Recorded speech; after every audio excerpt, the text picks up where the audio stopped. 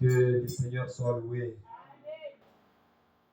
Vraiment, nous sommes dans la joie ce matin parce que Dieu nous a gardés en vie.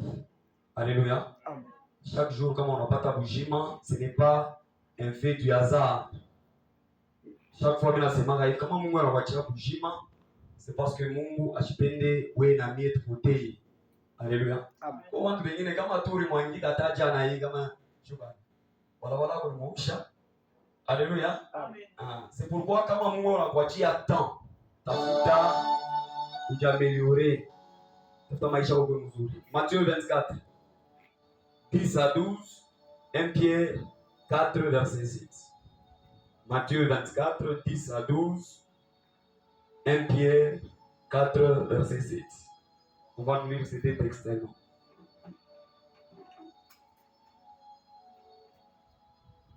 On se tient debout pour honorer la parole. Matthieu 24, 10 à 12. Nous lisons la parole. Amen. Alors aussi plusieurs succomberont Asema bantu bamingi batanguka et ils se trahiront, na batajitrahir, se haïront les uns les autres. batanza kuchukiana bamoya na bengine. Plusieurs faux prophètes s'élèveront Banami babongo bamingi batanamuka et ils séduiront beaucoup de gens. Batatongoza bantu bamingi sana. Et parce que l'iniquité se sera accrue, Asema njuu nzambi itakumea sana, la charité du plus grand nombre se refroidira. mapendo ya bantu bamingi itapungukiwa. 1 Pierre 4 verset 7.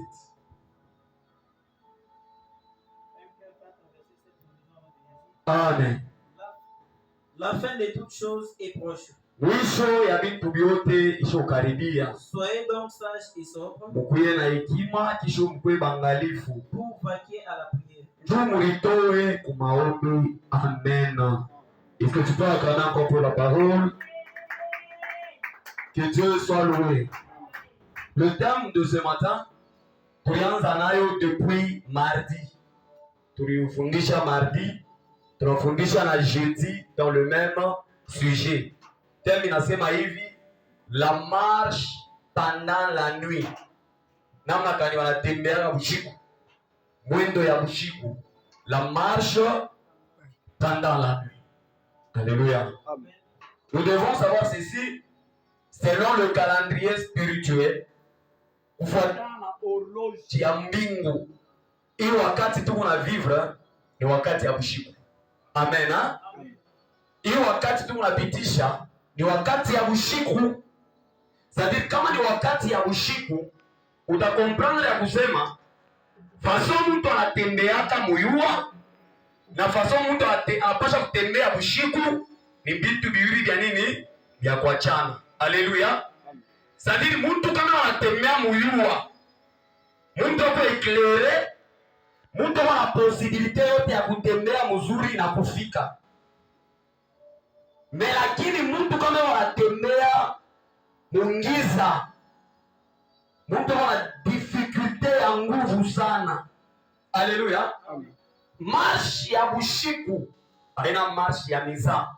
C'est pourquoi on t'a comprendre que wakati Israeli anaanza kutoka mu Egypte eko anatembea kama ni muyu, anaanza kutembea na colonne de nuée, kama ilikuwa ya bushiku anatembea na colonne de feu pour les éclairer. Amen.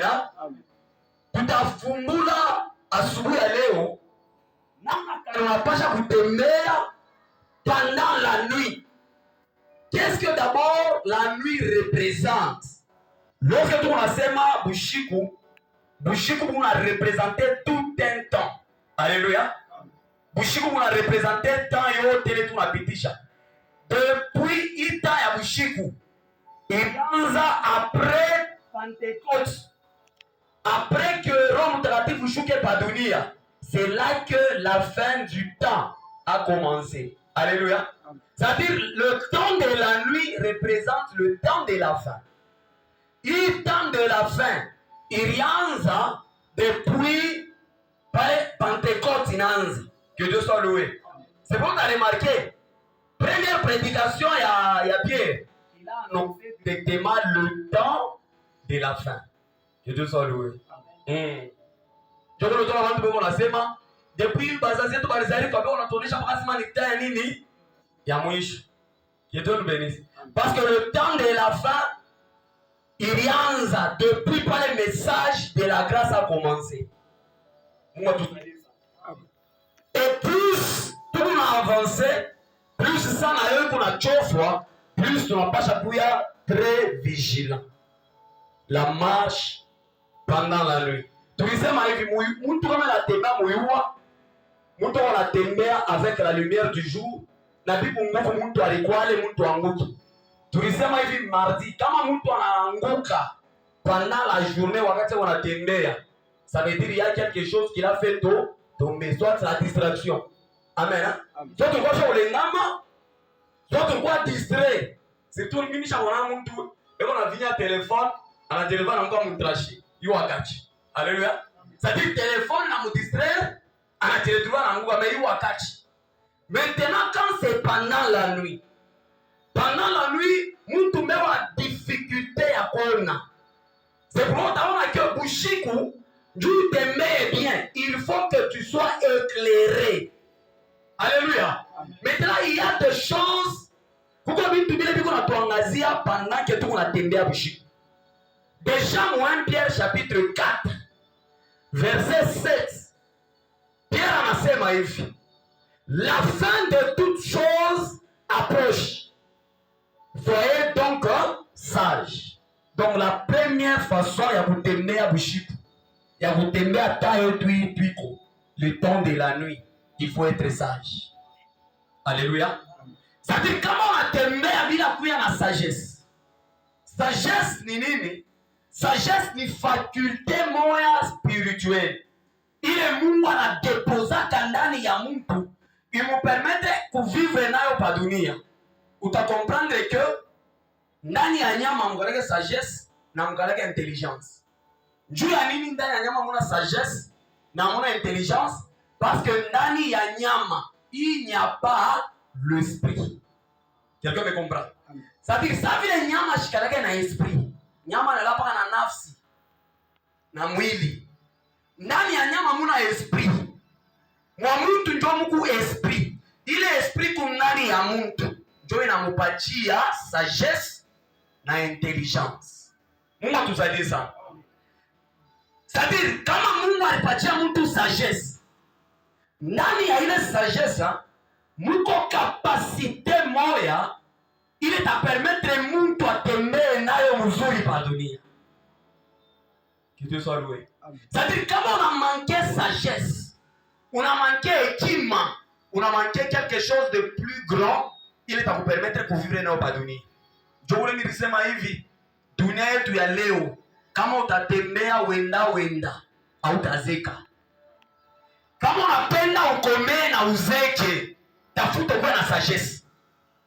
Kama unapenda dunia hii uishe nayo mzuri, tembea ndani ya hekima. Ndani ya sagesse muko bintu biwili principalement. Alléluia. Ndani ya sagesse, kitu cha kwanza kwa sagesse, c'est le discernement. Alléluia. Le discernement. Jo kitu kinene sana kinala mu sagesse. Discernement ni nini? Discernement ni capacité ile kwa permettre mtu kuvumbula bizuri na bibaya. Jo discernement. Alléluia. Utakomprendre que Bible hivyo malomba baminifu bote bakuye na discernement pa maisha yao. Kama una na discernement utatembea mu désordre, finalement maisha yako inaisha mubaya. Kite solwe. Il faut le discernement. Kuko discernement ingine na kuyama na don de discernement. Kama unasoma mu 1 Corinthiens 12 à partir du verset 28 où on a chouka. Là on est en train de nous parler aussi du don de discernement de l'esprit. Alléluia. C'est-à-dire que zawadi ya don de discernement. Il est don de discernement. Kaji yayo ni don moya inera lié ku don de prophétie. Don de discernement. Kama mtu ana zawadi ya discernement, jole mtu ana capacité ya kuvumbula etat d'âme ya mtu. Hata unakutana na mloji, tu kuvumbula sawa huyu mtu ni mloji, huyu mtu ni mfumu, mtu ni mwivi, ni mtu mubaya, il faut qu'on donne des discernements. Amen. Amen. Kama una na hii zawadi, mais dans tout chrétien, wakati Mungu anakuokoa, Mungu anakupatia Roho Mtakatifu, kitu cha kwanza Mungu anatikuzana ndani ya mwaminifu wote, c'est le discernement. Parce que le discernement vient avec la sagesse. Alléluia.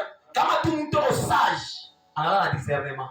Ile discernement inampatia capacité ya kuvumbura vizuri na vibaya. Kama ni vibaya unaviepuka, kama ni vizuri unavikamata. Alléluia. C'est ça le rôle même de discernement. C'est pourquoi Bible kama unatulomba kusema soyez donc sages. En d'autres termes, mkuye Mungu na utiliser votre discernement qui nous permettre namna kali mnapasha kuvivre nayo pa dunia. Alléluia. C'est-à-dire mkila kitu kyote. Même une décision. Unafaa kubeba décision. Abaibeba que n'importe comment. La décision doit être accompagnée de la sagesse. Décision yote unabebaka bila sagesse, utavivre nayo cauchemar. Décision yote unabebaka mu précipitation, utavivre nayo dégâts. Alléluia. Unaona mtu wa hekima avant abambe décision, anaelaka mbele kuna réfléchir par rapport aux conséquences il atapata mwile mambo. Que Dieu nous bénisse. Amen. Par exemple, mtu kama yuko na sagesse, unamupropose akunye kabondo. Mtu atekala mbele anaangalia sema hii kabondo itakontribue nini kusante yangu? Itakontribue nini kwa maisha yangu? Na ni conséquence kani kwa mkabondo. Alléluia. Mais quand quelqu'un n'a pas la sagesse, il y a pas oh, mangeons et buvons. Alléluia. Mtu wa sagesse anafanyaka mambo bila contrôle. Proverbe 8 verset 14. Tuangalie kile kitu kiko ndani ya sagesse. Proverbe 8 verset 14 nasemaje? Rapidement. Proverbe 8 verset 14. Oui. Amen. Les conseils et les succès. Asema le conseil et le succès m'appartiennent. Oui. Je suis l'intelligence. La force est à moi. C'est ma frère. 15. Par moi les rois règnent. Asema kupitia mie bafalme beko na tawala. Le prince ordonne ce qui est juste. Ah, shikia. C'est-à-dire quoi? Mtu njuu atawale wala aordone. Il faudrait appeler ndani yake na nini? Na sagesse. C'est-à-dire sagesse ndio inaongoza kama mambo. Alléluia. Dieu ongoza ta maisha yako, tu dois avoir la sagesse. Ta vie c'est comme un pays. Quelqu'un me comprend? Asema par moi le roi fait quoi?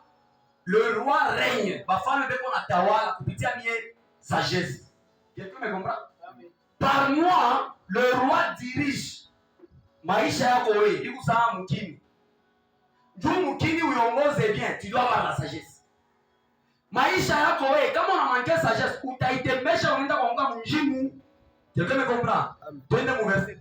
Pas en Proverbe 8. Verset 12, pas ya chapitre 8. Proverbe 8 verset 12. Moi la sagesse. Asma mie hekima. J'ai pour demain le discernement. Asma mie kalaka ndani ya uchunguzi. Je possède la science de la réflexion. Je possède la science de la réflexion. Amen. Alléluia. Tunangara vile sagesse et qu'on a dit présenter. Asma moi la sagesse. J'ai pour demeure le discernement. Alléluia. Ça dit nani ya sagesse mu discernement, uchunguzi. Asma je possède aussi la science de la réflexion. C'est-à-dire kama Mungu anakupatia sagesse, ni Mungu anakupermettre ukuye na reflexion mu mambo yote unapoze. Hawezi kufanya mambo bila kurefleshir. Hawezi kufanya mambo bila kuekana mbele ujipoze ma question. Kama unafanya mambo bila reflexion, kama kuko ma conséquences ile bantu beko na vivre ya minene pa maisha yako. Ni bantu beko na réagir sans pour autant se poser des questions après agissement yangu. Quel serait le résultat? Alléluia. Dans tout ce que tu fais, ou bien dans tout ce que tu peux faire, et quand la mene ou raisonner, mitaonea monini, na mine se protéger à mon. Alléluia. Que Dieu nous bénisse. Mais quand quelqu'un n'a pas la sagesse. Yeye anafanyaka mambo sans réfléchir. Na mtu la shi réfléchirake. Dans la Bible, on l'appelle un homme animal. De 1 Corinthiens chapitre 2, verset 14. Alléluia. Donc 1 Corinthiens 2, 14 nasema hivi. Un homme animal, il ne comprend pas les choses de Dieu. Les choses de l'esprit, il ne les comprend pas. C'est-à-dire kama mtu na bunyama ndani yake, ataanza kufanya mambo moja, na yeye mwenyewe ashiri comprendre. Na yeye mwenyewe ashiriwe bila kunafanya. C'est-à-dire il ne connaît même pas le prix à payer. Alléluia. Amen. Deuxièmement, qu'est-ce que la sagesse peut t'aider? Sagesse, Dieu va permettre mtu atembee msaintete na Mungu. Mungu tusaidie. Kama unapenda utembee msaintete, utembee dans la vérité, utembee selon la volonté de Dieu, ne manque pas la sagesse. Alléluia. Dieu utembee msaintete, il faut kuwa na hekima ya kutoka kwa Mungu. Hautatembeaka mboka ya Mungu kama hauna na sagesse. Parce que la Bible dit quoi? La crainte de Dieu est le commencement de la... Quelqu'un me comprend? Alléluia. La crainte de Dieu est le commencement de la sagesse. C'est-à-dire, mtu kama anakuya na hekima, anakuya na boka ya Mungu. Quelqu'un qui n'a pas la sagesse, il n'a pas non plus la crainte de Dieu. C'est-à-dire, hawezi kusema unaongopaka Mungu kama una sagesse. Alléluia. Unajua sagesse, Dieu anakupatia capacité ya kuongopa Mungu. C'est pourquoi Bible inasema dans Jacques chapitre 1, verset 6. Bible inasema, si quelqu'un manque de la sagesse, qu'il la demande à qui? À Dieu. Alléluia. Parce que kama una na sagesse, hautakuyaka na boka bwa Mungu. Sagesse ndio va permettre de vivre bien na Mungu. Utembee correctement na Mungu, c'est la sagesse. Parce que sagesse inakupatia capacité ya kumwona Mungu, hiki ni kibaya, hiki ni kizuri. Alléluia. Que Dieu soit loué. Ça dit usiku wa leo tafuta Mungu akuekipe kwa sagesse ya mbingu. Comme Salomon, olia lomba ta Maria, anaonesha Mungu unipatie kwa sagesse. Alléluia. Parce que la sagesse, Bible inasema la sagesse vaut mieux que l'argent et l'or. Frère, kama una sagesse unapata vitu vyote. C'est pourquoi par mon proverbe 8 moula, utasikia sagesse wanasema ni avec moi sont la richesse et la gloire, le bien durable et la justice. Alléluia. Frère, atakuchunga richesse. Atakuchunga franga hii franga. Frère, kama una na sagesse, makute takuzambalala. Makute na zambalala abantu bale na sagesse. Alléluia. Amen. Makute na zambalala kabale abantu bale na sagesse. Je peux vous donner un exemple. Je crois ni vers 2016-2017. Wakati Kasululiwaka banaita Kasulu Dragon. Alléluia. Ile saka sulinanza utosha minere mu mpango ya bantu. Bantu mimi nilikuwa na frère mwa mkanisa, ule frère anaanza kupata au moins frère $100,000 par jour. Quelqu'un me comprend? 100,000 balles par jour. Et on aipata. Tout le monde anakuwa kutoa ukanisa ngombe angera borefu hapo. Ngombe kapata na mtoa ukanisa. Alléluia. Que Dieu nous bénisse. Mwile period bantu balipata mfranga. Baekima balifanya vitu binene na leo mfranga boy kwako. Basho hekima. Nilikutana na receiver moja anasema papa, shinjo kwa kwanza bale minerali anzia mampango yetu lishi. Mais il est seulement expliquer à chaque fois nani receiver. Makuta iko wapi inabakia arishi. Asa papa makuta ilinifanya kijungujungu. Pendant que tu unapata makuta, mimi retrouver babidi hapa mimi zola. Asa mimi naanza kufanya tatosha mwanamke hata Lubumbashi. Mina mueberge mukolwezi pendant une semaine. Miku nalipa hotel, miku namurisha, miku namuvika. C'est-à-dire mimi naanza kufanya vitu moja ma contrat. Une semaine kapa mirafani. Alléluia. Anaoa mwanamke, anafanya ambiance. Fin de fin. Minere nafani. Pale Aisha anarudia anaanza kupeluma kumotoka. Qu'est-ce qui lui a manqué cette personne-là? La sagesse. Si tu veux même garder les richesses, tu dois avoir la sagesse. Sinon, utabakia mu village que si j'ai ça, oh kama miliwaka kama kwetu. Milipasha kuzata mpango kama miliwaka. Milipasha kuzata nyotoka mili mu transport. Mais ye aliinvestir mu bibi na mu bulevi. Anameka na histoire.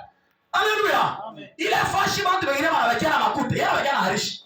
Combien de gens aujourd'hui Mungu aliba visiter et quand mbele ujangalie period morevi Mungu alikuvisiter kwa kamwangaza kanengia unapata la ça veut makuta ya show sagesse inakurukisha unakuwa frère acha makuta na leta comportement amen amen frère unalala tu na $2000 ya show kaji mumufuko est-ce que tu me comprends $2000 ya show kaji iko tu mumufuko kwa Mungu ndio tulizana. Haleluya. Njia ya ambiance itakufungurikia na mimi nakuonesha. Haleluya. Amen. Bantu wengine leo washabakia na arishi franga inaisha pourquoi il n'était pas sage. Chika nikuoneshe.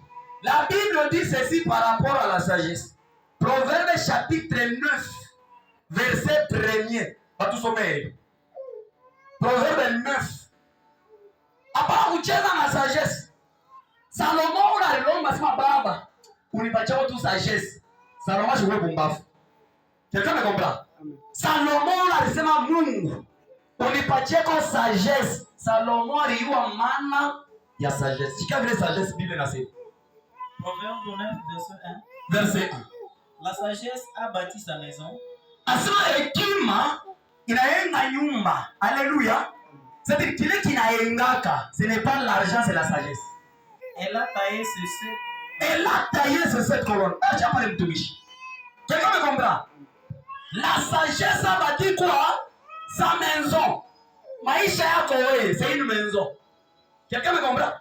Vie ya mtu ni nyumba. Kama unapenda uyenge maisha yako mzuri, cherche la sagesse.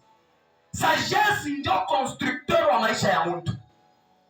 Unapenda maisha yako ishe bien. Unapenda wache njina pa dunia. Frère, kuku manjina ingine haitapotea pa dunia. Alléluia. De génération en génération, watu wanakumbuka kama tel. Même après 100 ans, kumu mtu atamsahau forest. Hein? Atabala takuya kulibera forest. Pourquoi? Il a construit son entreprise avec quoi? Avec la sagesse. Le bien durable, bile vitu binakuyaka avec la sagesse. Quelqu'un me comprend? Kama unapenda uyenge maisha yako, asema la sagesse a construit sa maison. Vie yako ile, kama unapenda uyenge bien, demande à Dieu la sagesse. Baba, unipatie hekima. Kama una na sagesse, en d'autres termes, ule uyenge maisha utaipomona. Combien de gens inasema hata leo hii babiana bangapi banakufa mbio. Kufa kwa babiana ba mingi c'est le manque de sagesse. Olari yenge analipomona. Haleluya. Lwabuyanga unaliangalia hivi boga kama unapita pa avenue. Ndio unapita Haleluya. Amen. Les boga. Tonton mignon. Unashikele kusifu kwa banamuki tonton mignon. Mimi wanazoea tonton mignon. Frère, baranza unitaka tonton mignon. À l'école, mimi ko tonton mignon ba chéri bote wanazo nikufa. Sasa njoo na wewe. Alléluia. Tonton mignon. Bado unasikia wanamke wana kutapa. Alléluia. Tellement wana sema minjo muishi. Frère, mimi kwa wanasikia wanaenda kanyanga mumini. Unaamina? Amen. Mimi kama unaikanyanga frère rêvé. Sport bakire pale. Ukitosha explose. Quelqu'un me comprend? Mimi na marafiki yangu balikanyanga mimi. Na ile mimi ni sida. Shimo na tulianza kufanya ambiance na tufi. Na wengine balikanyanga mimi. Na kufia sasa miko mzuri. Boga, kiko na makuta. Utakanyanga mimi una explose maisha yako. Combien de gens aujourd'hui ont explosé leur propre vie à cause du manque de la sagesse? La sagesse a construit sa maison. Proverbe chapitre 14. Je crois le premier verset. La Bible dit quoi? La sage femme bâtit sa... Ce n'est pas une femme qui a la beauté. Maison pas par rapport à mon amour que c'est le mariage. Quelqu'un me comprend? Amen. La sage femme bâtit sa maison. Quelqu'un me comprend? C'est-à-dire kama mwanamke anataka kujenga ndoa yake, mwanamke anataka kujenga nyumba yake, la Bible recommande à la femme d'avoir de la sagesse. Alléluia. Biana de leo mimi nishirika buluma ni par rapport à sagesse. Babiana wa leo sisi mwe mambalaka. Kama vile nikalanga mimi nasema hii generation banamke bazuri beko wako. Mais mwanamke ana sagesse. Peo gaji lewe hii. Alléluia. Utakuwa kama mke kazuri. Mais kakurukaruka tena sana. Alléluia. Kazuri. Sikuwa mimi napata kama kabia. Mambo yanakaa bien. Mais mambo kasha kuharibika. Cette génération, nous avons un problème moya ya mariage, sagesse. Attends, wanaume bebo ba mingi. Mais mwanaume wa hekima abara ba mingi. Alléluia. Parce que maturité na kuyaka na sagesse. Alléluia. Mambo yanakukoa, mambo ujipose question, batakoa kwa mwanaume waje. Batakoa kwa mwanaume mtoto, ubi batakoa kwa mwanaume kwa maturité mkichwa yake. Mwanaume kukuchunga. Haleluya.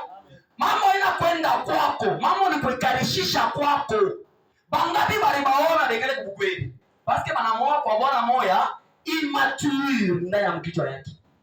Ashwe heshima, ashwe valeur ya bibi, ashwe bibi wanamchungaka je. Haleluya. Anaoa. Mimi najipoza la question frère Hervé. Unaoa, una dépenser mamilion.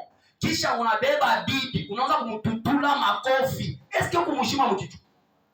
Una dépenser frère. Mimi nakumbuka avant niowe, avant nipeleke mali. Je vous dis devant Dieu. Il est ça tunafanya ma transport na ba frère Hervé. Mimi naanza kukatisha shughuli ile motoka. Ya tumika 3 heures. Mimi unakuingia kiana kukonkola. Unamubeba. Papa njoo mimi unatumia na Isa. Mimi natafuta mali. Nyowe kibishushu. Mwanamke ni mtu wa valeur, c'est pourquoi wanamwekea prix. Alléluia. Amen. C'est-à-dire kama unapata mwanamke, unapata kitu cha nini? C'est lui qui trouve une femme trouve quoi? Mwanamke ni quelque chose de précieuse. Mwanamke ni kitu cha bei. Maintenant unaona kile kitu cha bei, unaanza kukitiliza sa kikolopo. Tu n'as pas compris. Alléluia. Hautaengaka famille bila mwanamke. Ni a partir ya mwanamke kunatoka watoto. Ni a partir ya mwanamke kizazi kinanenepa. Alléluia. On ne joue pas avec quelque chose de précieux. Maintenant pour que uyura kusema hiki kitu ninapata ni kitu cha bei. Il faut avoir de la sagesse. Tu ne peux pas jouer avec la femme. Alléluia. Éducation ya dunia mzima iko reposer ni pa mwanamke. Njoo watoto wako na éducation mzuri. Il faut mwanamke akwe wa bien. C'est pourquoi moi wanaume kama Mungu na détruire roho ya banamuke, muyo kusema Mungu na détruire déjà éducation ya watoto. Mwanamke leko détruire roho yake, astafundisha mtoto vizuri. Alléluia. Mtu njoo kufundisha mzuri, il faut ndani yake yeye mwenyewe mbele akwe bien construit. Ushaumtomona moro. Eko nalala na huzuni. Eko nalala na munguniko. Mwanamke wa vile, elle ne peut pas produire le meilleur d'elle-même. Alléluia. Ndio mtu a produire qualité ya watu wa bien, il faut aimer yakwe bien. Mungu tusaidie. Quand tu trouves une femme, beba mwanamke saba diamant. Alléluia. Tu trouves une femme, trouve le bonheur. Après ça, papa ananimankia respect. Eko na kumankia respect parce que mpende. Kama unampenda atakuheshimia. Haleluya. Bibi wanampendaka. Kama unamweka kwa place ya bibi, bibi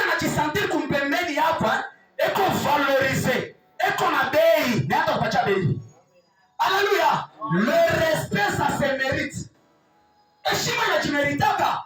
Ni mwana unachaka unapika, unachambula, unamdenigrer devant l'autre, mais unachuma pour respecter. Alléluia. Alléluia. On doit vraiment faire très attention. Muntu na date, frère. Mimi anza kulala kuvona, tu know. Tu n'es pas de mari. Muntu mimi na tesoe. Ni mubebe kunyumba. Yanza muutiliser ça ikolo papa. Ta mubeba na valeur. Et fait on mubeba na bei. Yana upacha na wewe bei. Amen. Quelqu'un me comprend? C'est pourquoi nasema hivi. Difficulté à dunia ya leo, c'est la sagesse. Wewe mwanaume avant kuoa, tafuta mbele kitu cha kwanza kwa na hekima. Ujipoze les autres misha kwa prêt par rapport au mariage. Kama uyakuya après frère, tulizana. Abao wake njugu na makuta. Abao wake njugu unashikia mwili. Oh papa wapi? Bana waka quand tu es maintenant mature. Or la maturité vient avec la sagesse. Vya kukoloba vinanichokesha, vya kufula vinanichokesha, nyowe tu. Frère, kukuba bon, kukuba mtu wa domestique, anaweza kukukolopea, anaweza kukufuria. Aba wake bibi njoo kukufuria, bana waka bibi njoo kufonde famille. Chakama komba. Bibi na domestique, bana waka bibi njoo kufonde famille. Mwanamke c'est une partenaire de la vie. Partenaire wa maisha yako yote. Mimi nasema hivi. Frère, upende au upende, andauri ya Mungu kumbingu, bibi yako kuna jere maisha yako. Kama anapenda kujimisha hapana militi. Yeye ndo anawepiki yako. Yeye ndo anakufuri yako. Ile madro anafunika yako, yeye ndo anaifulaka. Kama anapenda kujimisha hapana militi. Hapana militi. Akaweka mtu msumu ya mpanya mumboka, unakuri unapita pita. C'est pourquoi c'est un très grand danger. Huku na bibi unyumba. Mais huku namweka mal à l'aise. En d'autres termes, wewe mwenyewe ndio unalikokotea esprit de mort. Unalikokotea esprit de mort. Unalala na mtu moya, hauna naye mapatano. Frère, utakufa. Bwana ngapi wanakufa? Bwana unaweza alikufa kwa maladi, kumbe bibi alifanya nini? Bibi anamuelimine. Faites très attention. Le Bible n'a pas une proverbe. Le manque de sagesse n'est pas bon pour personne. Amen. Hein? Amen. C'est pourquoi mwanaume tafuta sagesse avant ujangaje. Na wewe mwanamke komea mbele mkichwa. Parce que difficulté ya mariage iko na jireposer ni pamoja na sagesse. Proverbe 19 verset 14 nasema nini? Alléluia. Hii generation hii, bantu wanatafuta mwanamke wa hekima. Hii generation nasema mimi natafuta karamge ka shoot. Tuanamge tuzuri tu kwa mingi, na tuanamge tu akili, atuma kwa mingi. Sikia vile Biblia inasema Proverbe 19 verset 14. Va tusomee. Proverbe 19 verset 14. Oui. On peut hériter de ses pères une maison unaweza kupata heritage kwa babako na mamako. Et de richesse. Et de richesse unaweza kupata mali. Mais une femme intelligente. Mais kupata bibi wa akili. Est un don de l'Éternel. Ni zawadi kutoka kwa baba. Ni zawadi kutoka kwa Mungu. Alléluia. Kupata bibi wa akili. La Bible dit c'est un don. C'est-à-dire kama nasema kupata bibi wa akili ni zawadi. C'est-à-dire mwanamke wa akili haina miza. Haina miza kumpata. Bazuri. Eko. Mwanamke bazuri. Abana hata bakubalunga. Unaona hata pro unafanyaga kwa telefoni. Je suis la plus belle. Unaona la plus belle ayakutana na mwanamke. Unaweza wewe mwenyewe mwanamke unabumbana na mwanamke mwenzako. Wewe mwenyewe unaliangalia unasema wewe eko pia ulipita. Mimi naanda. Unamwangalia tu mwananzako mwanamke unasema huyu eko mzuri fani nini? Il y a des plus belles. Il y a des plus belles. Mais des plus intelligentes, elles ne sont pas nombreuses. Amen. Alléluia. Amen. Que Dieu vous aide à comprendre. Amen. Deuxième des choses pour marcher dans la nuit. La deuxième des choses, vous devez marcher avec la lumière de la parole de Dieu. Et wakati tu ya mwisho baba wetu. Hapana kutembea pana maombi bure. Hapana kutembea na maprofesi. Unaingia mkanisa, papa unyangalie kwa Mungu anasema nini? Abatembea na maprofesi. Alléluia. Amen. Dunia yetu ya leo hauna tena besoin utembee na mandoto. Mandoto inaweza kukulanda. Alléluia. Mais la parole ne peut jamais te tromper. La parole elle est éternelle. Quelqu'un me comprend? Prophète anaweza kukulanda. Puisque unamfuata sana, jua alionyesha kusema eko prophet. Na kutonga prophet. Mungu anasema hii mwaka prophétie inaweza kukulanda. Tembea à la lumière de la parole de Dieu. Unapo uaminifu ngapi bali kwa décourager njia uaminifu à cause des prophéties. Tellement wanamprofetize sana. Hii mwaka ni yako. Mwake na kuka. Hii mwaka ni yako. Mwake na kuka. Depuis wananyosha bon, hii mwaka ni yangu, ni mwaka yenyewe. Alléluia. Mungu angaza kwa biblia Mungu biblia. Alléluia. Prophétie n'est pas ce n'est pas pour rien. Bible nasema nini? Examiner toute mais on n'a jamais dit d'examiner toute la parole. Quand c'est la parole de Dieu, on ne l'examine pas. Au moins, il parole de Mungu. Amen. Amen. Ce qui vient de Dieu, ce qui est prêché selon la doctrine. Prophétie, on peut examiner, mais la parole de Dieu, il est éternel. Dieu a nini? Proverbe chapitre 30, verset 5 à 6. Bible nasema hivi. La parole de Dieu, elle est parfaite. Aina na nkosa tamoyo. Alléluia. Marche avec la parole de Dieu. Et pas n'importe quelle parole, mais la parole de la vie. Hatuna taya wa kutafuta makanisa ile. Beko na ubiri bintu ya kukuchangamusha. Utapotea. Parce que tu wakati ya mubaya. Tu wakati ya ushiku. Ili wakati yetu ya ushiku, on a besoin de recevoir une parole ya kutosha mbushingishi mu distraction. Alléluia. Une parole qui vient avec la lumière. Psaume chapitre 119, versets 5 et 5. La Bible dit, la parole de Dieu est une lumière à mes pieds, une lampe à mes pieds, une lumière sur mon sentier. Alléluia. La parole en elle-même, c'est une lumière.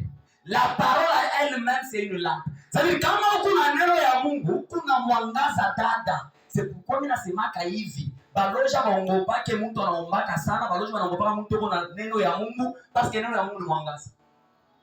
Alléluia. La parole en toi c'est une lumière. Na ile lumière biko impossible uanguke. Alléluia. Itakuangazia saa yote. Kama shetani anakutafuta na kukuta mwangaza atakimbia. Biblia inasema Psaume chapitre 27. Psaume 27 verset 1. David anasema nini?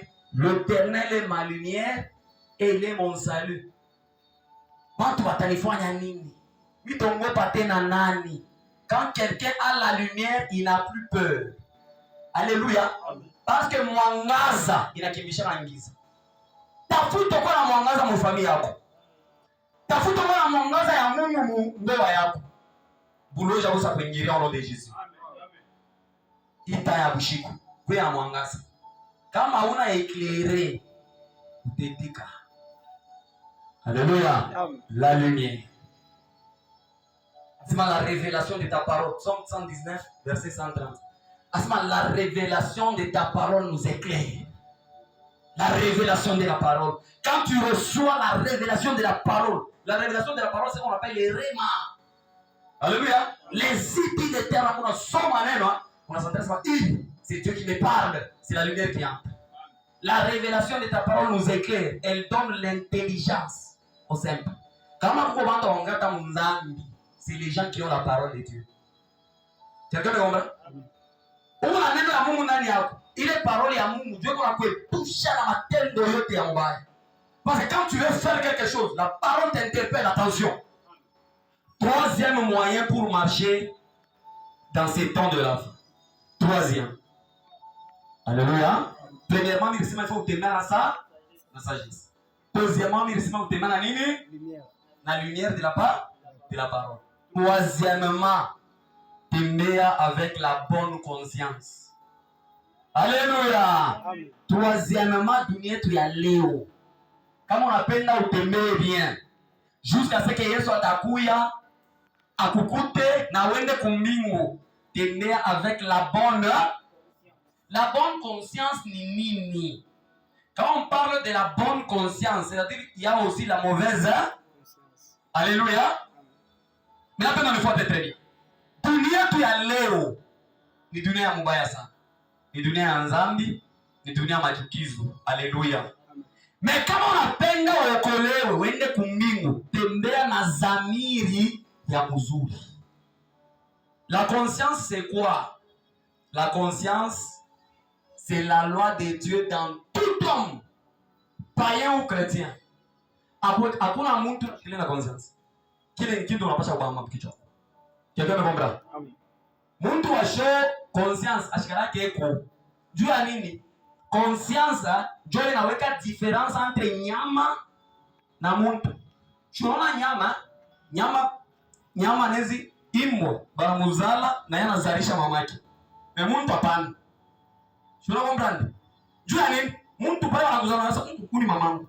Mama bwana mheshimiwa. Mama bwana Mungu pake. Unaenda kwa mbali. Mimi kwa mwanamke, unaenda kwa mbali. Ni nini? Conscience na kuonesha kusema shezi kwamba mamangu, shezi kwamba dadangu, shezi kwamba mloko wangu. Na kama wewe unaanza kufanya vitu za nyama, c'est-à-dire una problem. Mwa mtu wote atamu pagano. Sio mtu mwingine abaombaki. Mtu mwingine asiye kumizi. Mimi asifanye mbaya. Niseme yangu. Ela mheshimiwa. Ni mko yangu huyu. Ela mheshimiwa. Haleluya. Kile kitu mpermettre asifanye mankosa, c'est la bonne conscience. Kile comprendre. Chunga conscience yako mzuri sana. Dans tout homme il y a la bonne conscience. Conscience iko na 3 niveaux. Conscience iko na 3 niveaux. Alléluia. Premier niveau ya conscience. On appelle ça la conscience faible. Le premier niveau de conscience. Alléluia. La conscience comment? C'est-à-dire, conscience iko amo, mais iko nini? Iko faible. Il est conscience faible, ndio conscience ya babebe na watoto. Mtoto yote kama anakomea, kama iko na inane 2 ans, kiko na conscience. Hein? Kiko na conscience, mais conscience yake ngari nini? Faible.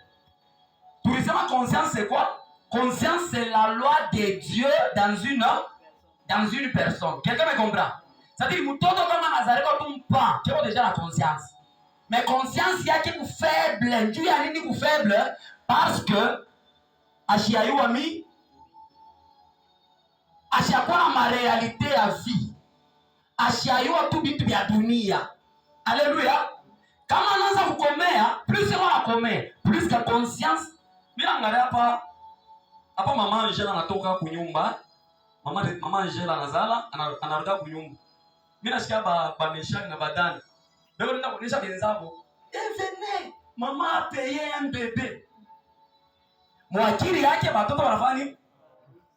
Maman a payé un bébé. Hawezi kumcheka. Ni niveau yake ya conscience. C'est-à-dire mkichwa yake mama anauzaka watoto. Quelqu'un me comprend? Mais kama anaanza komea, oh hapana. Kombi wala bazalaka. Quelqu'un me comprend? Donc chacun a son niveau de raisonnement et de réflexion. Alléluia. Wewe ushakukomea, ne réfléchis pas comme un bébé. Bébé ashiayua bintu vya mingi. C'est pourquoi on appelle ça la conscience faible. Kuko na boba Kristo, Biblia inabakarifiaka de conscience faible. Anaamini, kama unaamini au yayua vya Mungu, au yakuwa na mafundisho ya Yesu ndani yako, Biblia kuna kukalifie comme un enfant. Galates chapitre 4 verset combien? Premier. Galates 4 verset 1. Biblia nasema ni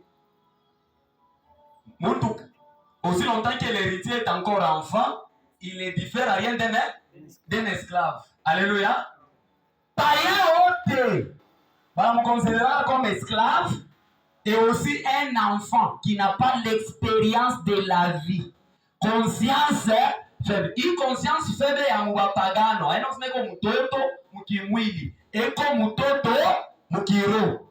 Par rapport ya vya Mungu ashidiwe. Quelqu'un me comprend? Unaweza kuwa mkanisa.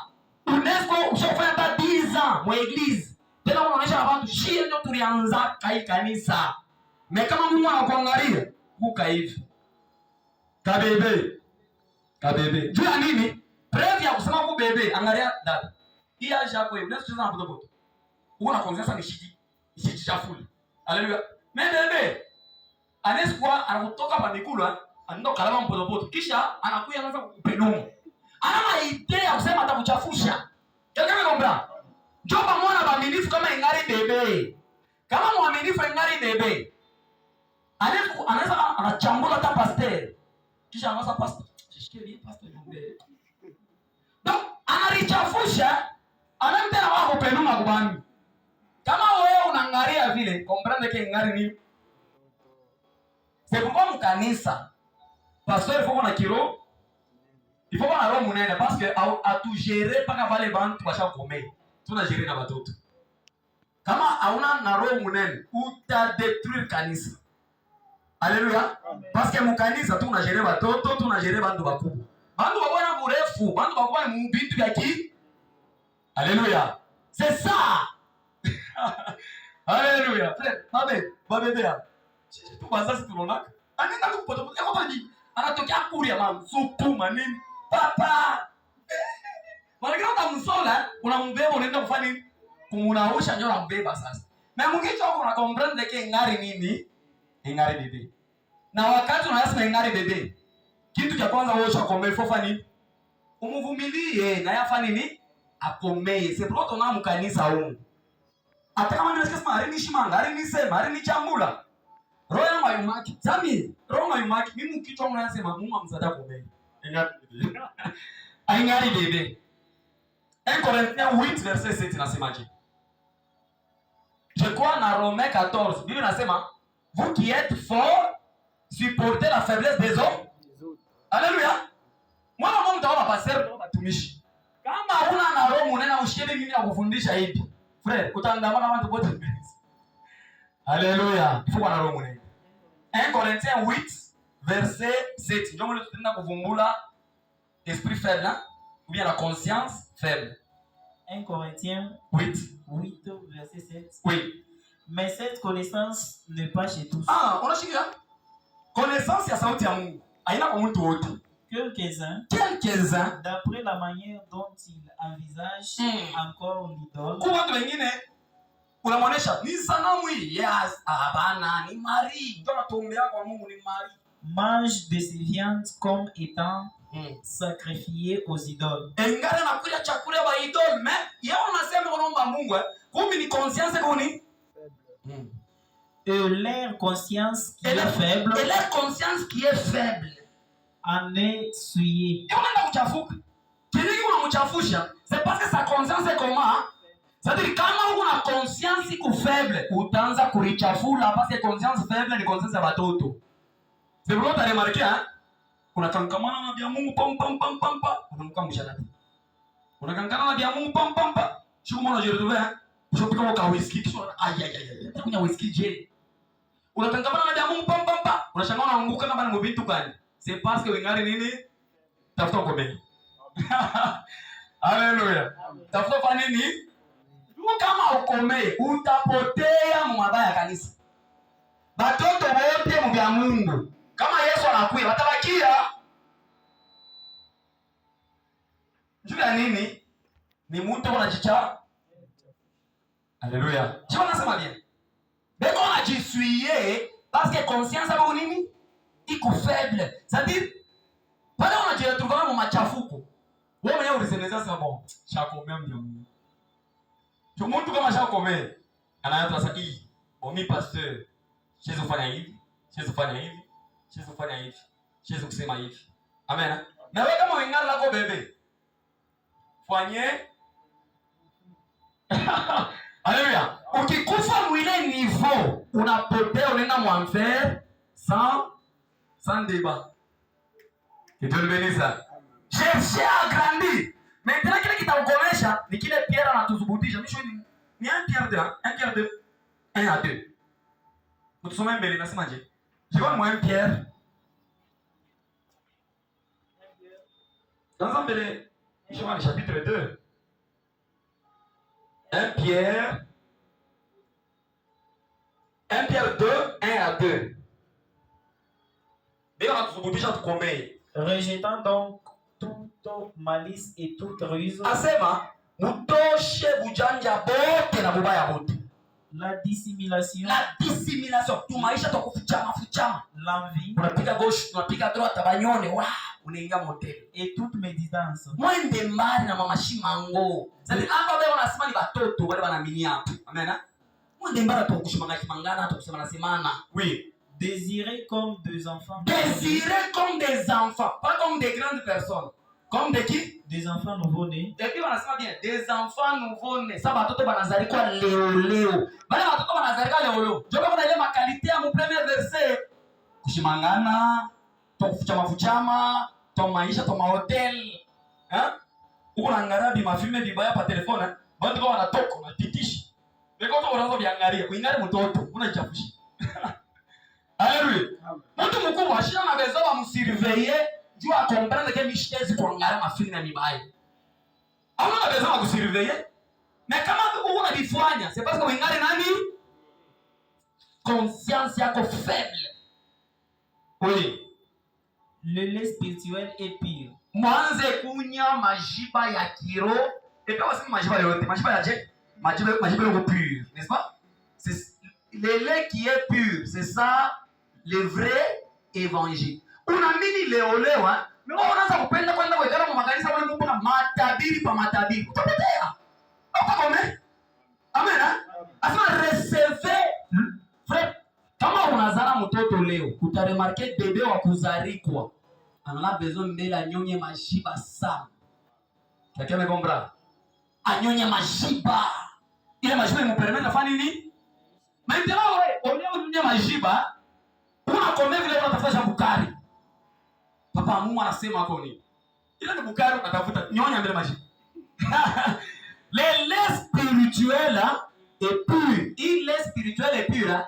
Ndio itakukomesha. Shika ile Biblia inaendelea. Afin que par lui vous fassiez quoi? Vous croisiez. Kupitia majiba. Ndio mtafanya nini? Ndio mtakomea pour les saluts. Pour les saluts. Kukomea ndio kwenda kumbingu. Quelqu'un me comprend? C'est en d'autres termes, kama mkomea mtenda kumbingu, condition ya kwenda kumbingu, il faut ukomee mbitu vya Mungu. Na sinyi munene ya kutoto ni nini? La conscience. Mafundisho mambo tumina nifundisha. Mbona ndibanga? Ngine mutaregretana unabakira paka mpokea. Mpokea. Mafundisho tena inako. Ndio tawaza sasa yo. Alléluia. Mungu amisaidie mkomprendre. Le lait spirituel, c'est la vraie parole de Dieu. Le vrai évangile. C'est pourquoi mimi nasema hivi. Pa kuvumbula mtu loko na mwito ya Mungu kwa maisha yake. Roho yake inatafuta ni evangelia ya kweli. Kama unakuta muaminifu ashichenkete atafute evangelia ya kweli, ni mpotefu. Parce que mambo ya kuamini kwenda kumbingu ni mambo na ya mwito. Sasa kama ngomba, njoo ende kumbingu, omwe Mungu alikuita. Omwe Mungu alifanya nini? Biblia inasema mu Jean chapitre 6 verset 44. Yesu anasema hakuna mtu alikuja kwangu kama baba kumbingu alifanya nini? Ashimuchakule. Quelqu'un me comprend? Mambo atea uaminifu. Ni haina kwa kupastera, kupastera ni mambo ya mwito. Na uaminifu na ni mambo ya nini? Ya mwito. Njoo amini uende kumbingu, mpaka Mungu alikuchagua. Romains chapitre 8 verset 28 à 29. Bible inasema hivi, ceux-là qu'il a connus d'avance, il les a prédestinés. Ceux-là qu'il a prédestinés, il les a aussi appelés. Ceux-là qu'il a appelés, il les a justifiés. Ceux-là qu'il a justifiés, il les a aussi glorifiés. Alléluia. Alikuyotenga mtu mama yako. Après kukuyua, anakupredestine nje wokovu. Après kukupredestine, anakuita. Dieu t'appelle maintenant. Après kukuita, il fait quoi? Il te justifie. Avant ou quoi glorifier, il faut être justifié. La justification précède la glorification. La glorification, ndio kwenda kumbingu. Ndio wokovu. Ndio kuokolewa. C'est ça on appelle la gloire. Quelqu'un me comprend? C'est-à-dire, avant ou quoi glorifier, Dieu doit d'abord te juger. Pour justifier, il te justifie au travers le vrai enseignement. C'est pourquoi il nasema kama anakuita, Mungu atakuchofwesha hapa mahubiri ya kweli. Alléluia. C'est pourquoi mimi nishikalaka nje. hata kama tuko bado watu wa mkanisa, mimi nasema Mungu, njoo kulichofesha. Hawa wengine hapa. Biblia Yesu anasema Matthieu 24 verset 11 à 12. Yesu anasema nini? Ils se verront beaucoup de faux prophètes. Ils feront quoi? Ils séduiront des gens. Beaucoup. Bale ba beaucoup ni parmi batoto beko prédestiné ya bapotevu. Wewe ule Mungu ashakukuprepare ndio uende kumbingu. Mungu asa permettre faux prophète akulani. Quelqu'un me comprend? Kama mtu ako na wokovu ndani yake, Mungu asa permettre faux prophète afanye nini? Amulande. Mais kama wewe roho yako uko mtu wa kupotea, roho yako itakuwa attirée par les faux prophètes. C'est comme ça. Chacun est attiré par rapport à sa destination. Wewe kama destination yako ni kwenda kumbingu, tu seras attiré par le ciel. Or, njoo uende kumbingu, tu dois passer par l'appel, par la justification, par la glorification. Quelqu'un me comprend? Or, ce qui te justifie, c'est la vraie parole. C'est pourquoi la Bible nasema mu 1 Pierre 2 mune tunasoma. Bible nasema nini? Désirez, mtamanie. C'est-à-dire, mtu kama una wokovu, kama Mungu anakuita wokovu, ile siku utavumula hivi. Mungu atakupatia swafu moya ya kumuyua vya kweli. Haleluya. Kama unavumula sawa na wokovu, ndani yako utashikile ile amu ya sauti ya Mungu. Mewe kama wanahubiri unalala. Wewe unahubiri unalala. Tuombe. Reconnaître ça mpotevu. Désirez comme les enfants nouveaux le lait spirituel. Mtoto kama anazaliwa kitu cha kwanza anatafutaka ni rishiba. Mtoto kama anazaliwa leo anataka rishiba. Asitafute mai. Asitafute bukari. Asitafute vitu vingine. Asitafute frère, unaweza kama unakula nyama hapa mtoto ashinataka. Yeye rishiba mbele. Anyonye. C'est comme ça mu vitu vya kiroho. Kama unaamini mpa, tafuta majiba. Et majiba, c'est ça la doctrine. La vraie doctrine de Jésus. Selon Ephésiens 2:20, Bible nasema nous sommes bâtis sur les enseignements des apôtres et des pros. Alléluia. Mafundisho ndio majiba ya kiroho. Ndio majiba ya kiroho. Alléluia. Mais wewe kama kumpotevu, utajiretrouver mkanisa moya, leo bwana mipiga chini. Pa! Mnaanguka. Kisha mnatoka mnasema ha. Ngombe ya leo. Jua nini? Ilikuwa moto Jua nini? Mubari ni pika chini. Pika mwana anakupika chini Mkitu wa watu wa mingi kama anaanguka naona salama délivré. Ce n'est pas la délivrance. La délivrance c'est le jour où tu reçois la vraie parole. Vous connaîtrez la vérité. C'est-à-dire c'est la vérité qui a franchi. Jean 17, ta parole est la vérité. Donc c'est la parole qui délivre. Délivrance c'est une parole ya Mungu. C'est pourquoi tuya tayari sana kupokea evangeli. Mais kama roho yako wewe unatafuta vitu vingine, miracle, prophecy, vitu vya kuachana, voyage, papa niombe kunipate kazi. Ole usema hata baba niombe kuliko maisha Mungu kwa Mungu wetu. Papa niombe kunipate voyage. Wewe wanaanza mu France ni kwenda mbele. Unaweza kwenda mu France ke unaenda vile umpa kesho Yesu anakuja. Unaweza kwenda mu France hivi mpa avion mukachikachi inafanya crash. Sasa kama ulikuwa msharati, na unavoyager quand même bali kuombea kwa prophète. Unavoyager, kisha unafanya crash mu avion. Prophète atachange destination yako. Leo tetika. Hata kama familia yako inasema, "Papa, mumubebe kwa sharaba mwaminifu wenu, mfanye misa maombi mkanisa. Tutakubeba, tunaoga mkanisa maombi." Haitachange destination yako dada. Na yeye kanisa ya kweli aingishike maiti mkanisa. Kama unaona mkanisa leo unaingisha maiti, Mungu morgue, amna mwegisi. Kama mbona misa yote inaingishana maiti mkanisa ni morgue. Parce que maiti ni nani kwa morgue? Jésus a dit laissez les morts s'enterrer. Alléluia. Pourquoi? Dieu n'est plus le Dieu des morts, il est le Dieu des vivants. Mungu anapenda changer wale kama majima baikoba mimi. Mungu ashina besoin kuchanger wapotevu. Kama unakufa frère, destination iko lié kubira rango shika pa dunia. Bila rango kufanya pa dunia, ndio bila usindikiza. Kama mimi turo yangu ni pastor anasema Ufera tapa na kufwa alikuwa kwa mimi vya kweli. Mimi pastor ninaanza kucheka. Ninaanza furahi. Na kama unakufa mimi nasema kadada karikuya nikabeba. Moro yangu nasema yo. Mambo bila potential. Alléluia. Que Dieu vous sauve au nom de Jésus. Moi kanisa il faut mwende kumbingu. Et ce qui va vous amener au ciel, c'est la parole que vous écoutez. Amen.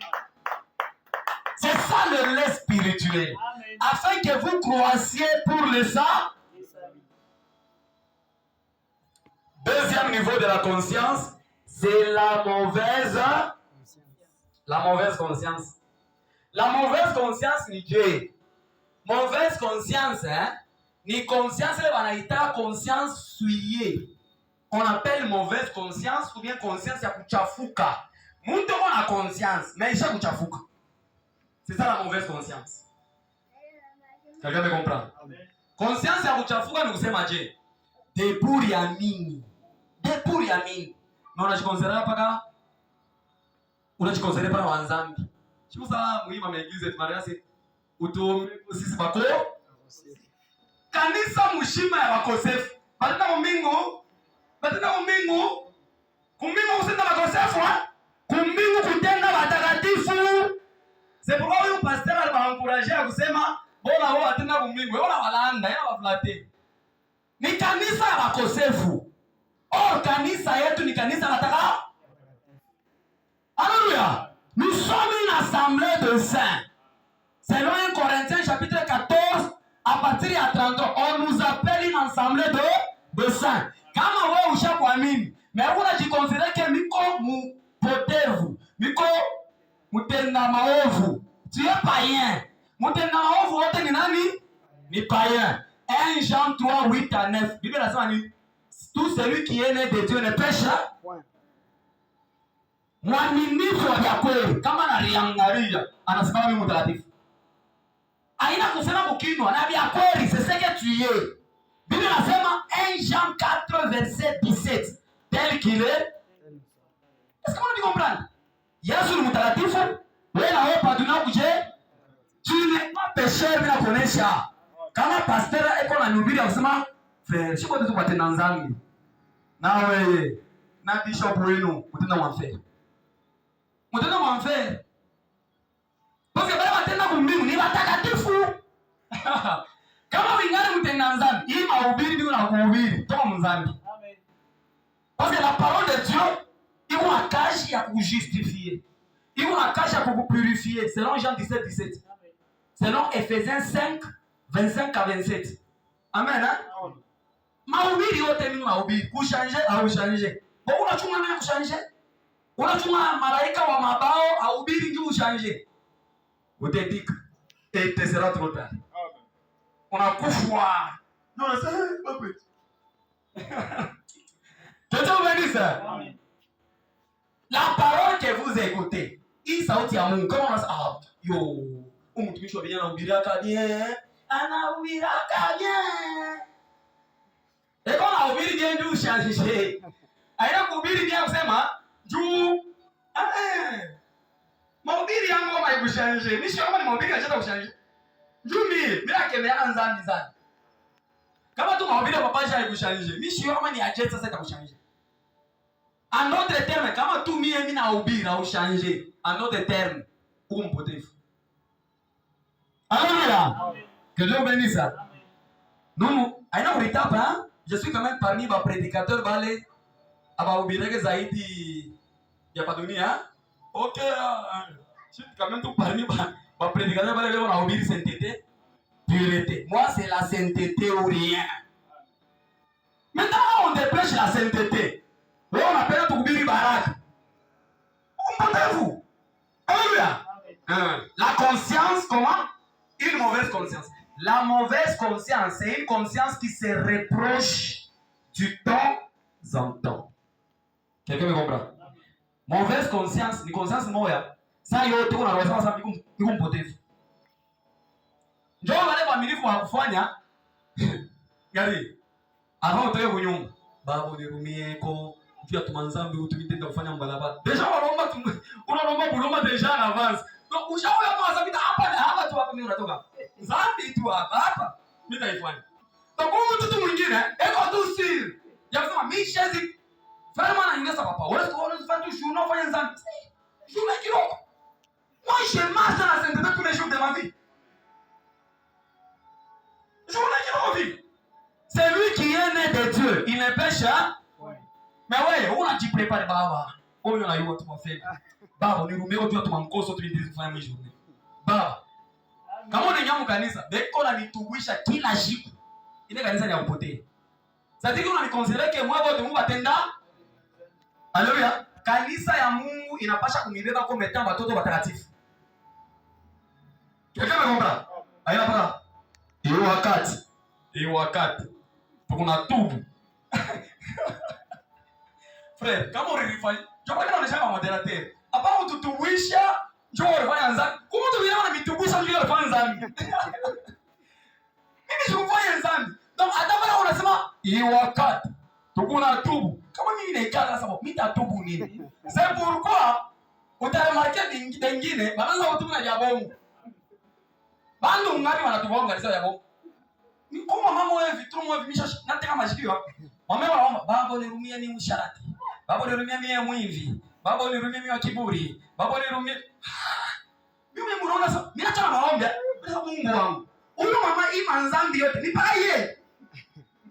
Kama naomba ya Mungu, kama tu ya Mungu. Utaomba ya vile poko bwanako, après maombi na saku yako. Umsharati ah? Utasema nini? Unatika bora utakushika. Alléluia! Est-ce qu'on va acclamer le Seigneur? Alléluia!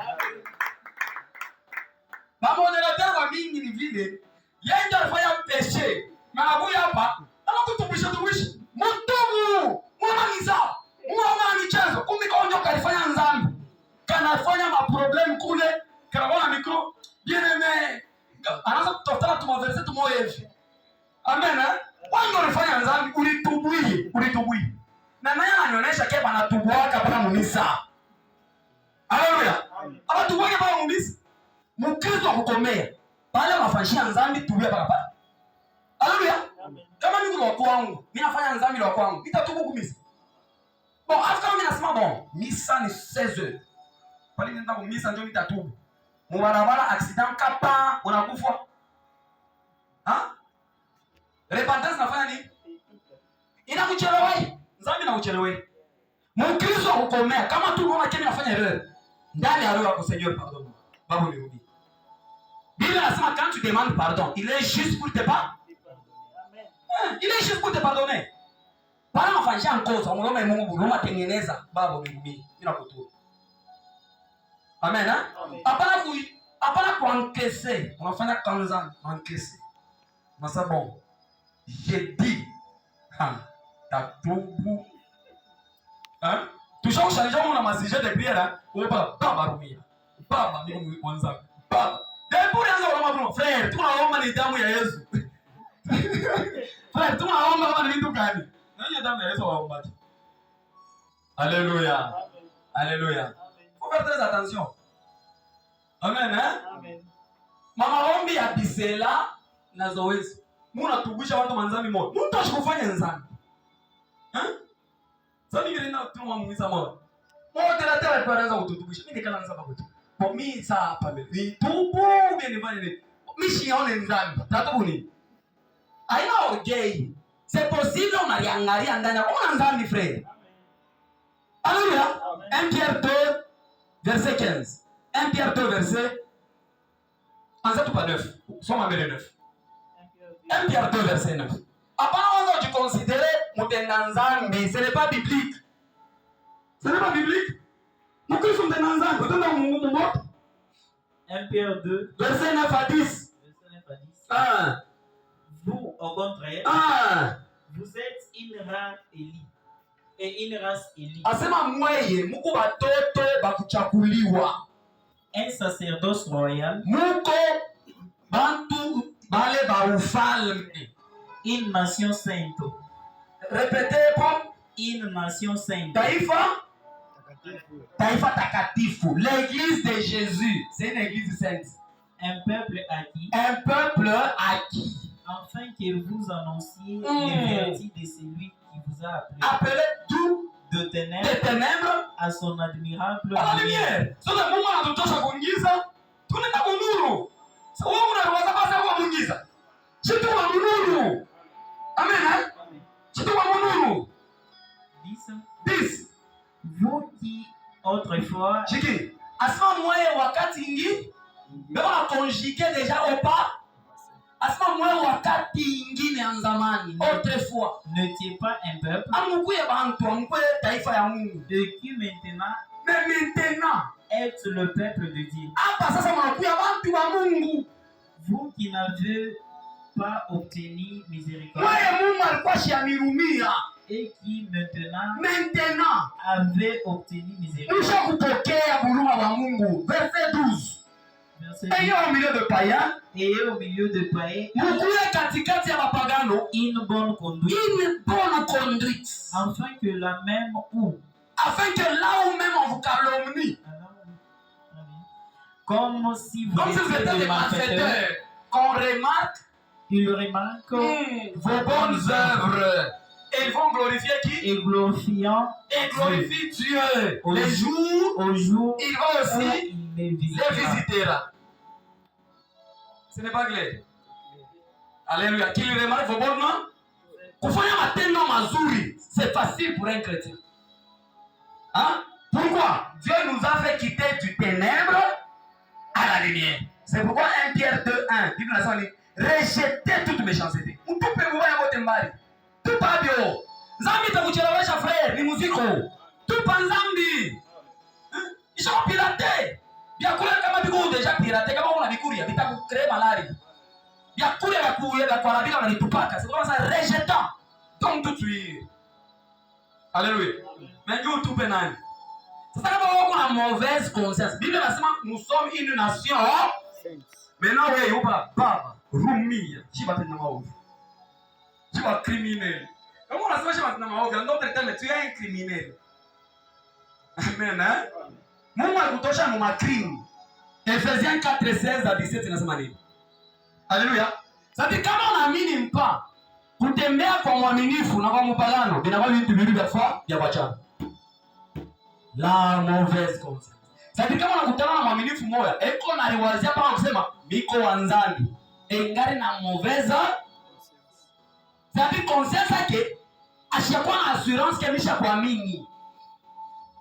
Mungu atakaze kumbele ma conscience ya nom de Jésus. Ukomprendre que una mama, shikuru tu naliangalia kuna sababu mtakatifu, utatenda mtakatifu. Ni problème de la prise de conscience. Il faut mettre où on je suis qui par rapport à Dieu. Pale wewe unaliona basi mimi kumtenda nzambi. C'est pourquoi nzambi iko na dominer maisha yako. Shikuru utakomprendre que mimi mtoto wa Mungu utatenda sa mtoto wa Mungu. Ephésiens 4 verset 16 à 17 inasema nini? Oui.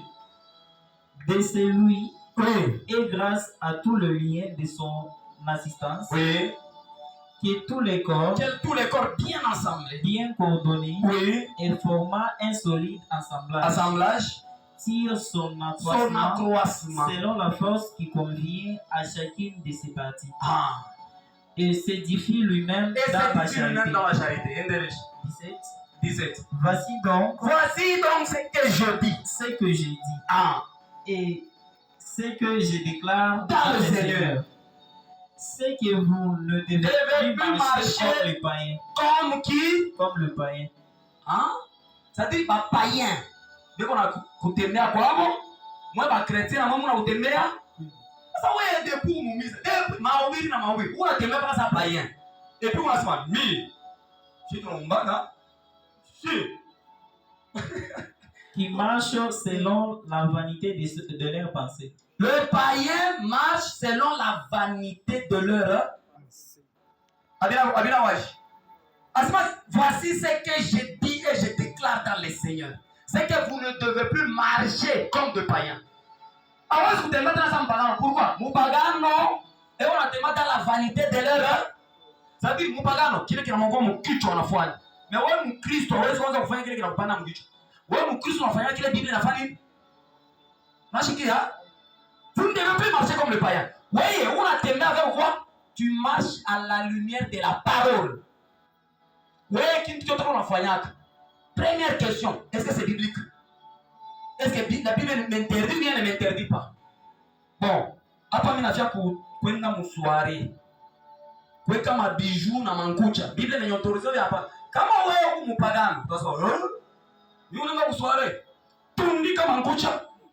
Tupenda rouge à lèvres, bima biju, wewe msoirée." Njoo ingara mpagano. Kama ushakuwa Mkristo, hawezi kwenda. Na anaweza kwenda msoirée favorite. Alléluia. Vous êtes jolie naturellement.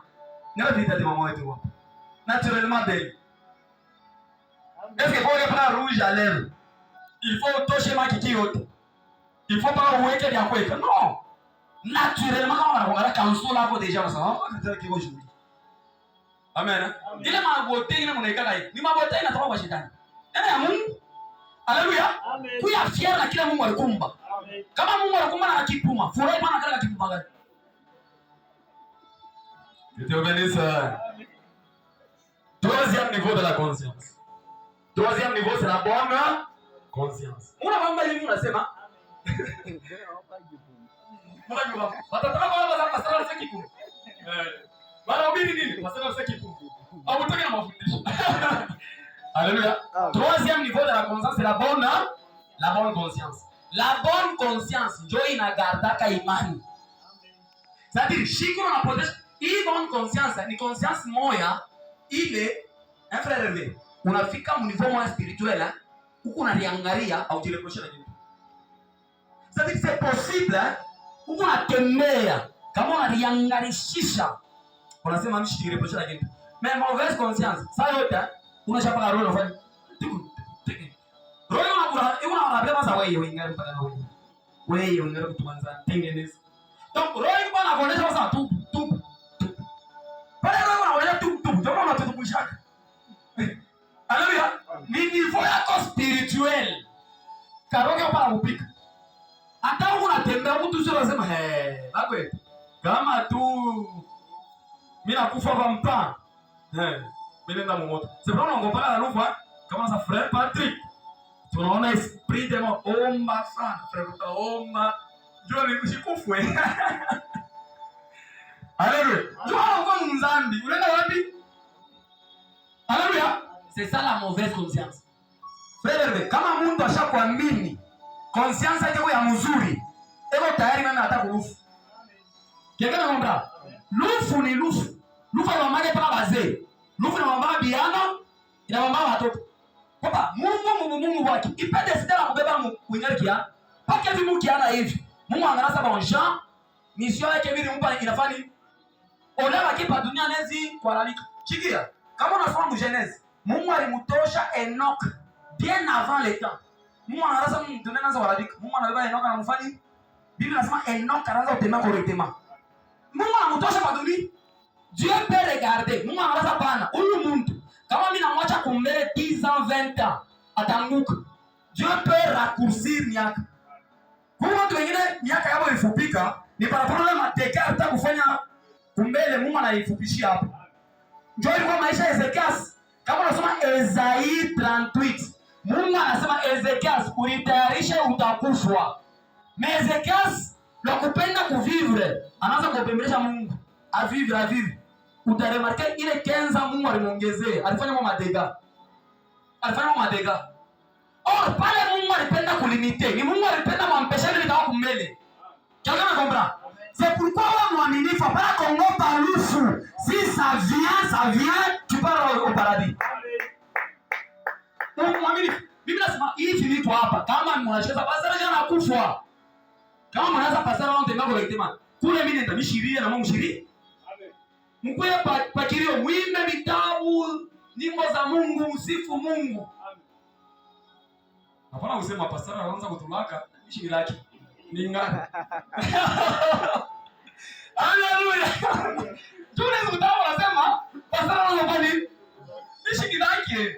Je vous préviens seulement que mtu lufu ifo kwa nini? Tayari. Haleluya. La mort peut te surprendre. Lufu yote haitokake kwa shetani. Lufu yote haitokake kwa mzambi. Amen. Lufu ingine c'est Dieu lui-même. Mungu anabasa mtumishi wako afanye nini? Anakutosha sasa Enoch. Frère, mimi nikakala mimi naangalia madega kunafanyika hapa dunia. Inasema leo tu kufa kwa hivi vitu vya hivi. Watu wanazotembea bila manguo, watu wanazosharika mde zote. Mtu anashakwambia yako anashika mbaya. Kama tunaona manzambi badala biko na tuma, tunashika mbaya. Jamaa kwamba mwaminifu wa kweli roho yake leo iko natamani aende kumbingu. Na wewe unarudi hapa baba unipatie miaka mrefu. Miaka mrefu unafanya metisi. Miaka mrefu unapeleka wapi? Haleluya. Jamaa kwamba watu ngapi walikuwa na nyotokale wa bana. Angalia mama anatufia ukazemba. Mtoto mwanamke babake eko namuuliza kama ni mambo ya mimi kama ni mambo ya nini, mtoto mwanamke anabeba kisu anatonga babake. Baba anakufa sur place, mambo ya jana. Epi babake yule dada mama. Mimi nakutana naye matuze. Mimi namuonesha, mimi naenda kutosha mama nje hospital. Mwanifuata tunalakana naye. Ananyanyime. Sawa pasa. Kumi bashikote mama nje anaanza kupita Mungu kwa kupiga goli. Sasa frère, mfumo mmiza tunacheka pale. Sasa papa, leo nitamani kwako, leo nitaka kwako. Leo na uniupa kwako. Mimi nasema wasaba, mimi naenda kumbeba kidogo nani. Tunanimana. Frère, mko tayari. Tunachana naye, mimi nafika kumwa engage. Mimi unafika hivi pa tunakutana na mama nje banaita. Asema papa pasia huku, anakufa mtoto wake anamtonga juice. Mtoto wake mwanamke. Baba anamuuliza, "Hii mimba ni ya nani?" Mtoto kama anatosha kisu anatonga baba. Epena mtonga defo anatwanga hapa anatonga mtumbo. Baba sur place anamwandika. Mais mtu tunaonana naye hapa yapita hata 20 minutes frère. Unaweza waza je? Mimi kwa dépasser, jana mimi nashika miguu papa. Unatetemeka. Mtu tunataka kumbana naye hapa. Lufa ila kake. Kile naomba. Lufa ila kake frère. Hapana usoni tatubu kesho. Nitaamini kesho, nitatengeneza kesho. Tu ne connais pas ni le jour de ta mort, ni le jour du retour de Jésus. Ule frère anashika sama takofu. Mimi nakumbuka même 4 mois avant. Tunakutana naye mu 20 ans ananisindikiza karibu na pango. Mimi nashimama naye. Sasa frère, Mungu ashaka kupenda mimi Yesu. Mwana pelo mwa tunaanza kuona naye mu kitu matinala. Tunaanza kuona kitu matinala. Amen. Yeye ndio anauzana sima ya kwenda hii na fashi. Haleluya. Tunaanza kuona naye kitu matinala. Mimi nilianza kumsubudia sana. Na kazeme mjima ananipresenta sasa njoo babangu wa kiroho. Alléluia. Mes frères, période moi vitourner na muzola. Avant quelques mois, 4 mois, ina muita. Sasa frère, Mungu ashakupenda. Amini Yesu tembea mzuri. Toka mwima njini. Chika bila nionyesha. Kwa sababu baba jana mimi nilala mimi na lota. Inga mwetu sa mtoni moya ya moto. Bantu ba mingi kwa mwile moto. Sasa wewe ulikuwa kule ngambo ingine. Sasa shiba letu kwa mule moto. Mimi unanyorosha mkono pale mimi nakona sasa pastor niko moto kwa mtosha kwa moto. Mimi sasa frère, chini message pour clair. Hapa na mwangi. Ariyosa takufa. Kwa kama alilaga asomi tamini kesho. C'est moi mimi nasema tengeneza avant qu'il soit trop tard, que Dieu vous bénisse.